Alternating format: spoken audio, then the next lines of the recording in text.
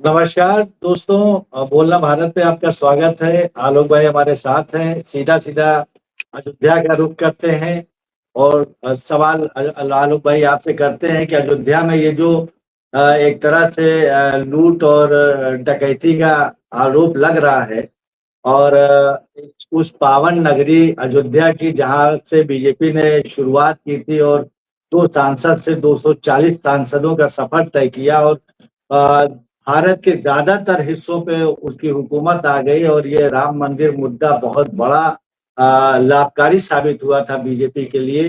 क्या अब जो चोरी और डकैती की बात हो रही है, जो राम भक्तों की आस्था के साथ जो उनकी आस्था के साथ चोट किया गया है और एक तरह से प्रभु श्री राम के ऊपर उनके चरणों में जो चढ़ावा आया और उसकी जो चोरी होने लगी और डकैती पड़ने लगी, वो कहीं ना कहीं क्या बीजेपी के लिए भी नुकसानदेह साबित होगी आने वाले भविष्य में। हालांकि एसआईटी की जांच हो गई है और इसकी रिपोर्ट भी सबमिट हो चुकी है, लेकिन सवाल जस का तस, न कोई गिरफ्तारी न कोई एफआईआर।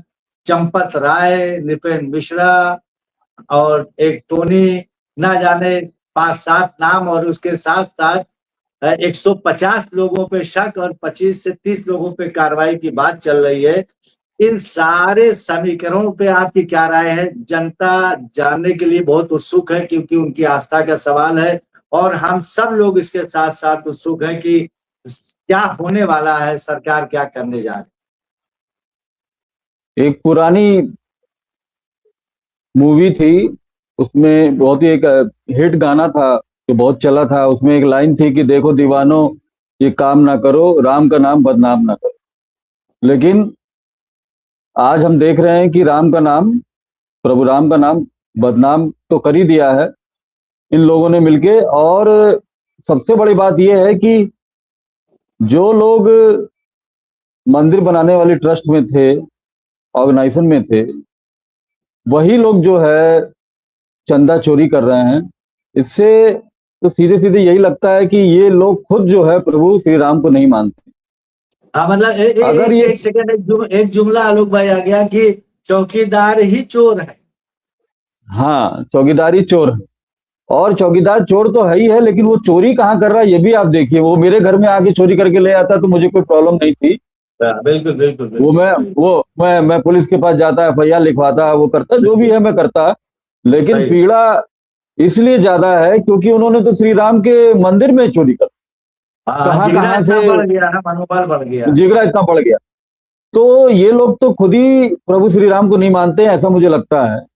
क्योंकि अगर वो मानते तो उनको प्रभु श्री राम का डर होता कि अगर हम ऐसा काम कर रहे हैं। कहते हैं कि जो मंदिरों से चोरी करता है उसको कीड़े पड़ते हैं और वो बहुत तड़प तड़प के गंदी मौत मरता है। ये एक मतलब एक हर जगह कहानियों में हमने पढ़ा, हर जगह पढ़ा कि अगर मंदिर से और या हकीकत किसी है, भगवान के साथ भगवान जिनके ऊपर जो चढ़ावा लोगों ने आस्था के नाम पे चढ़ाया, या ये कह लीजिए कि जो हीरे जवाहरात सोना चांदी हर तरह का चढ़ावा हुआ, उसको चोरी कर लेने का मतलब एक तरह से भगवान को चोरी कर लेना। बिल्कुल। और अब चीजें खुल के बाहर आ रही हैं। कोई एक बहुत बड़े बिजनेसमैन थे, बहुत उनका बहुत आस्था है प्रभु श्री राम पे और अन्य जो हमारे भगवान पे। उन्होंने चांदी की ईंटें दी थी। तो जी। अब पहले वो बात खुल के कह नहीं पा रहे थे क्योंकि वो दोबारा तिबारा जब गए वहां पे तो उन्होंने देखा कि जितनी हाँ जी। ईंटें उन्होंने जिस संख्या में दी थी, वो सारी ईंटें जो है वहां लगी नहीं थी। तो अब उन्होंने ये बात बोली है कि मेरी मतलब समझ लीजिए कि 40% जो चांदी की वो थी, ईंटें थी, वो लगी नहीं।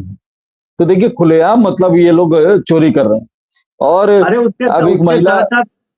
साथ साथ आलोक भाई, जब राम मंदिर पूरे तौर से बना नहीं था, जब रामलला को एक टेंट के अंदर रखा गया था, उस टाइम पे भी बहुत सा चढ़ावा आया था जो अब नदारद है, गायब है। जो अब जो असली राम मंदिर बनने के बाद उनका वो चढ़ावा नजर नहीं आ रहा है। उसमें बड़े बड़े जो है चांदी के दीप बन लगे हुए थे, कुछ ऐसे शिला पट टाइप का था, और कई एक ईंटें थी चांदी की सोने की, वो सब गायब है। उसका पता नहीं चल रहा कि वो नए मंदिर में क्यों नहीं लगाई गई, अगर नहीं लगाई गई तो कहाँ है। तो ये देखिए, यही है कि हमारा देश हो या अन्य देश हो, जब धर्म की बात आती है तो लोग बहुत भावुक हो जाते हैं, कोई सवाल नहीं करना चाहता है। अगर कोई सवाल, लॉजिकल सवाल भी करे तो धर्म के जो ठेकेदार हैं वो नाराज हो जाते हैं, या वैसा माहौल बनाते हैं जिससे कि ऐसा लगे कि जो सवाल कर रहा है वो जो है बिल्कुल नास्तिक है, उसको तो धर्म से निकाल के फेंक देना चाहिए, उसको जान से मार देना चाहिए। तो ये सारी इस तरीके का माहौल बना दिया गया है। अब ये बताइए, एक छोटा सा एनजीओ होता है, कोई संस्था होती है, उसको आप लोग कहते हो कि 5 रुपए भी कोई दान करे तो दो दान देने वाले का नाम बताओ, हमें उसका पैन कार्ड दो, वो दो। अब ये जो इतना सारा जो चंदा आ रहा है, जो जितना चढ़ावा आ रहा है, उसके लिए आपके पास कोई नियम कानून ही नहीं है। मैं यही कह रहा हूँ कि यहाँ पे सिस्टम फिर से फेल हो गया। अगर कोई प्रक्रिया बनाई गई होती, प्रॉपर तरीका होता, ये थोड़ा है कि धर्म के नाम पे आप कुछ भी पैसा लेते रहो और उसका बंदरबाट करते रहो, इसलिए अब हो रहा है। अगर आप उसका कोई प्रोसेस बनाते, भाई कौन दे रहा है, देने वाले का नाम, ये सब चीजें क्लियर होनी चाहिए। चलिए, कुछ बहुत सारे लोग आएंगे, थोड़ा बहुत वैसे दे के जाएंगे, लेकिन तब भी आपको तो अपनी ओर से कोशिश करनी चाहिए कि हम सारा पैसा जो आ रहा है या हीरे जवाहरात आ रहे हैं, उनको हम लोग अकाउंट कर सके, उनकी अकाउंटिंग हो सके। लेकिन जब आपका मनसा ही नहीं होगी, आपका अंदर से इंटेंशन ही नहीं होगा कि आप कोई अकाउंटिंग होने दें, क्योंकि आप जानते हैं अकाउंटिंग होगी तो चीजें सबके सामने आ जाएंगी। आप चाहते हैं कि अकाउंटिंग हो ही नहीं, जिससे कि हम जब चाहें जो चाहें निकाल के यहाँ से ले जाए, और यही हो रहा है। अच्छा, चंपत एक राय, सवाल और आलोक भाई, अगर यही राम मंदिर से जुड़ा मामला ना होके कहीं और किसी दूसरी मजहबी उससे जुड़ा होता, तो क्या ऐसा ही लचीला रुख अपनाती ये सरकार?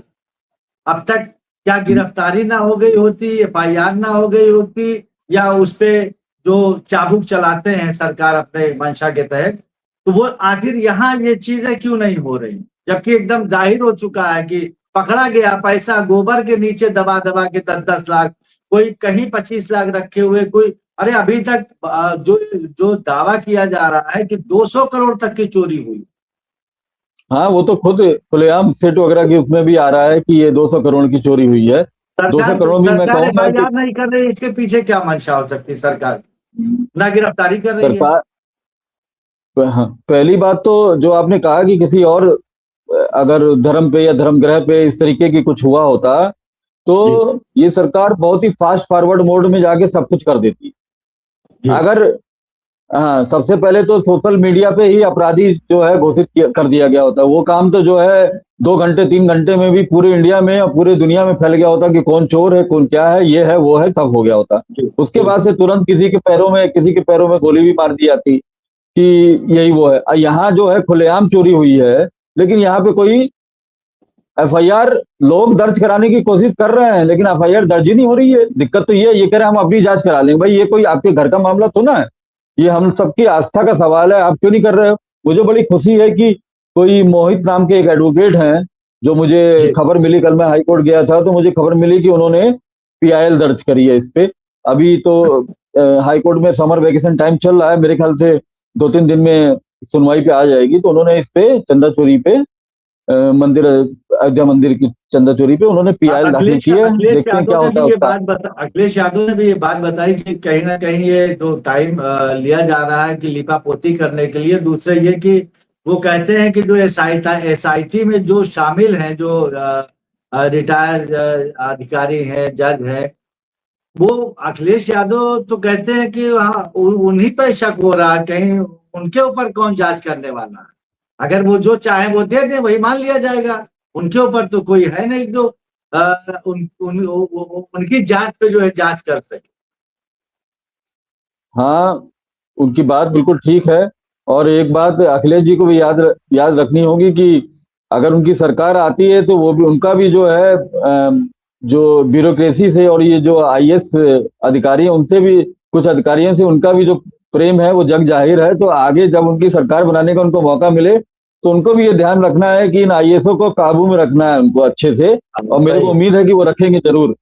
तो उनका कहना बिल्कुल ठीक है कि जब सारे लोग तो यही हैं, अब इनसे बड़े अधिकारी हो कौन सकते हैं? सब तो जांच कमेटी में अगर ये जो कह देंगे वही मानना पड़ेगा सबको। नहीं, इसके पीछे आलोक भाई, इसके पीछे क्या ऊपर से मतलब नरेंद्र मोदी और अमित शाह या संघ प्रमुख मोहन भागवत भी इन्वॉल्व है क्या, कि जो सारी चीजों को अभी समय लेके फिर धीरे धीरे उसको जोर का झटका धीरे से लगा के खत्म करने के उसमें लगे हुए? सरकार सरकार और संगठन के बड़े बड़े लोग जो हैं, जो पदाधिकारी हैं, वो तो बिल्कुल इसमें शामिल हैं। शामिल मतलब हम चंदा चोरी की बात नहीं कर रहा हूँ, लेकिन उसको दबाने में शामिल, क्योंकि उनको ये पता है कि राम मंदिर से सबकी आस्था जुड़ी हुई है। पूरे देश और विदेश से भी लोग आके वहां पे आ रहे हैं और अपना प्रेम प्रकट कर रहे हैं अलग अलग माध्यम से। और अगर हालांकि कुछ भी यहाँ पे, कुछ भी अगर यहाँ से अगर ये साबित हो जाता है कि बहुत बड़ी मात्रा में हीरे जवाहरात और ये पैसा और ये सब चीजें जो है चोरी हुई है, तो इसका इलेक्शन में भी बहुत बड़ा वो प्रभाव पड़ेगा, ऐसा मैं आपको मानता हूँ। आलोक भाई साबित कहाँ से हो जाएगा, जब वही है कि वही लोग बैठे हुए हैं जो उसके जिम्मेदार भी हैं और उन्हीं के पास फैसला करना हुआ है। अब जैसे चंपत राय कहाँ चंपत है, क्या सरकार को नहीं पता है? अब योगी आदित्यनाथ ने कह दिया कि हम जो अयोध्या अभी गए थे उनका कार्यक्रम था, उन्होंने कह दिया चंपत राय नहीं आएंगे। तो भाई उनको गिरफ्तार क्यों नहीं कर रहे हैं, अगर सब तरफ से इशारा भी हो रहा है? अभी वो अभी एसआईटी में भी एक खुलासा हुआ है, जो जहां से भी सूत्रों द्वारा जो बातें पता चली कि चंपत राय जिम्मेदार है। हालांकि निर्भय मिश्रा जी तो बड़े हिसाब से सफाई से भाई पहले ही कह दिए, भाई देखो हाँ बहुत बड़ा घोटाला बहुत बड़ा गबन हुआ है और ये जांच का विषय है, वो तो अपना किनारे लग गए। हालांकि क्या पता नहीं कौन कौन खिलाड़ी इसमें शामिल है, लेकिन सब मिला के चंपत राय को मतलब एसआईटी में भी और सरकार की तरफ से भी ये है कि ये मुख्य दोषी है, क्योंकि इनके इर्द गिर्द और इनके नातेदार रिश्तेदार उसमें लगे थे। तो चंपत राय क्यों नहीं गिरफ्तार हो पा रहे हैं, क्या वजह है, कहाँ चंपत है?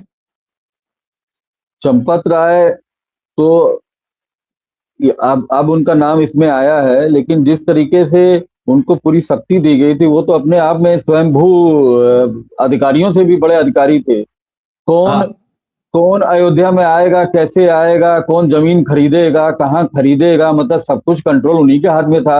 अब आपने उनके हाथ में इतनी शक्ति दे दी, तो खाली वो अपने लिए थोड़ा कर रहे होंगे, उनके भी आका होंगे भाई। पक्का है कि वो एकदम उनके भी मतलब वो आका हैं। कहीं ना कहीं आके ही बचा भी रहे हैं, वरना संजय सिंह ने तो आका ही। बहुत बड़ा बड़ा आरोप लगा दिया था। और हाँ, आरोप क्या मतलब, वो तो बाकायदा प्रूफ के साथ उन्होंने उस चीज को रखा मीडिया के सामने कि ये जमीन घोटाला हुआ, मतलब जिसमें सर्किल रेट से भी कई कई गुना ज्यादा जमीनें खरीदी गई। मतलब एक एक 2-4 करोड़ की जमीन 30-40 करोड़ तक पहुंच गई। अब उनके, और यही कारण था भाजपा के वहां से हारने का भी, क्योंकि आपने लोगों से खरीदी जमीन 5 लाख में, 4 लाख में, 3 लाख में, 10 लाख में, और बिकी थोड़े दिन बाद ही बिकी वो 2 करोड़ में, 5 करोड़ में। मतलब तो लोगों के साथ तो अन्याय हुआ ही, तो लोगों ने अपना विरोध दिखाया भी, वोट के माध्यम से दिखाया भी था, और उनको हार मिली थी वहां पे। ले और ये लगातार होता है। पहले जो एक घेरा था जमीन का, जो गवर्नमेंट के थ्रू बिकनी थी या जो भी था, वो कम था। फिर धीरे धीरे जैसे ही देखा कि इसमें तो मतलब बहुत बहुत इसमें माल है, तो धीरे धीरे वो दायरा और बढ़ने लगा, और भी जमीनों की जो है खरीद फरोख्त हुई। जो असली वो थे वो तो कहीं बाहर चले गए हैं, और हाँ सारा जो जमीन खरीदने वाले लोग हैं वो गुजरात के हैं, यहाँ से हैं, वहां, जिनको पता था हाँ राम मंदिर बिल्कुल। बनने के 2-3 साल पहले ही पता था कि यहाँ पे मंदिर बनना ही बनना है, उन्होंने वहां पे जाके 50-60% जमीन तो पहले ही खरीद ली थी। हाँ वो तो खैर तो ये, वो तो पूरा सिस्टम ही उसमें लगा हुआ था। अब जिससे मेरा एक सवाल और चंपत, कि जो मेरा एक सवाल कि जिन राम मंदिर आंदोलन से भारतीय जनता पार्टी ने अपना सफर शुरू किया, 2 सांसद से लेकर 240 तक पहुंचे, क्या अब ये जो घटना घटी है प्रभु श्री राम के मंदिर में और आस्था पूरे राष्ट्रीय अंतरराष्ट्रीय स्तर पे जो जिनकी आस्था रही है उन पे कुठाराघात हुआ है और उनके साथ छल हुआ है, क्या इसका खामियाजा भी भारतीय जनता पार्टी आने वाले इलेक्शन में उठाएगी और इनका जो उद्यान है क्या वो पतन की तरफ आएगा क्या? जिस तरीके से पिछले कुछ दिनों में ही प्रभु राम मंदिर में जो चंदा आता था, जो चढ़ावा आता था, और जो लोग जो है सोने हीरे जवाहरात भी वहां चढ़ाते थे, वो पूरे चढ़ावे में भारी गिरावट आई, 80% से हाँ। मतलब अब ज्यादा वो जो है वो। एक दिन में 12 लाख का मामला होता था कलेक्शन का, अब शायद 1 लाख पे आ गया। तो इसका मतलब है कि जनता जागरूक है, जनता समझ रही है कि भाई उन्होंने जो भी श्रद्धा से जो भी वहां पे दिया, अच्छे काम के लिए दिया था। लोग, मेरी जैसी जनता है और बहुत सारे लोग हैं जो ये सोचते हैं कि जिस तरह से गुरुद्वारों में लंगर चलता है, हर छोटा से छोटे गुरुद्वारे में भी आप जाएंगे तो आप देखेंगे कि भंडारा कहें या उसे लंगर कहें, वो चलता रहता है। जो गरीब आदमी है, तो बड़ा आदमी छोटा तो आदमी, वो आके जी वहां खाते। तो जी हाँ भी, तो लोगों की यही अपेक्षा थी, यही आशा थी कि जब प्रभु राम के मंदिर में लोग जाएंगे और उसके 50 किलोमीटर 40 किलोमीटर के दायरे में कोई भी गरीब भूखा ना रहे, इस तरह की लोगों की मंशा थी, इसीलिए लोग हाँ। वहां पे मतलब चंदा दे रहे थे, दान कर रहे थे। जी लेकिन वो चीज तो पूरे, मैं तो ये कह रहा हूँ कि मैंने पूरे 5 साल में, 6 साल में कभी 1-2 दिन छोड़ के, या 1-2 दिन भी नहीं, कभी मैंने नहीं सुना कि कभी ऐसा भयंकर भंडारा हो जिसमें सब लोग जो है आ रहे हैं, खा रहे हैं और अपना वो कर रहे हैं। इस तरह का मैंने कभी सुना ही नहीं। जबकि प्रभु श्री अच्छा। राम के मंदिर के आसपास तीस अब चालीस किलोमीटर के अंदर फिर जी आलोक भाई, जिस तरीके से चंदा कलेक्शन का ग्राफ कम हुआ है, क्या उसी तरीके से आने वाले इलेक्शन में इनका वोट वोट का भी ग्राफ कम होगा क्या? अगर अगर सरकार खाली सांकेतिक कार्रवाई करेगी, दिखावे वाली, मतलब सांकेतिक का मतलब दिखावे वाले थे, दो हाँ, चार मतलब लोगों को इधर बचाने उधर की करके कोशिश कर दिया, करेगी। हाँ, तो इनको इसका भरपूर नुकसान होगा, ऐसा मेरा मानना है। लोग बातें समझ रहे हैं। अगर इन्होंने इसकी प्रॉपर कार्य, इस पे जांच नहीं करवाई, जांच करा के सही में जो है दोषियों को आइडेंटिफाई नहीं किया, जो असली दोषी हैं, और उनसे बरामदगी नहीं हुई पैसे की, हीरे जवाहरात की, तो इसका खामियाजा भाजपा को आने वाले चुनाव में भुगतना होगा। लोग सब समझ रहे हैं। अगर इन्होंने ऐसी ही खाना पूरी करी, लीपापोती की, तो उसका बहुत बुरा पड़ना। चलिए, बहुत बहुत शुक्रिया, बहुत बहुत धन्यवाद, आपने अपना समय दिया। और मैं तो यही कहूंगा कि स्वर्गीय अटल जी से लिए और आडवाणी जी से लिए और मुरली मनोहर जोशी, विनय कटियार, उमा भारती, ये बहुत से लोगों की मेहनत से इस मुकाम तक वह मतलब लोग पहुंचे, भाजपा पहुंची और राम मंदिर का निर्माण हुआ। लेकिन उन लोग भी अब अफसोस कर रहे होंगे कि जो ये सारा घटनाक्रम उनके सामने से गुजरा होगा, तो कहीं ना कहीं उन्होंने सोचा होगा कि क्या इसी दिन के लिए हम लोगों ने ये मेहनत की थी। और सही अपने बात। जीते जी ये दिन भी देख रहे हैं कि जिसे रक्षक बनाया था वही भक्षक बने बैठे हुए हैं। देखते हैं आने वाले वक्त में जनता की तरफ से और राम भक्तों की तरफ से क्या उनकी तरफ से क्या एक्शन रिएक्शन होता है। इन्हीं बातों के साथ हम अपनी बात को खत्म करते हैं। बहुत बहुत धन्यवाद, शुक्रिया। बहुत धन्यवाद नदीम।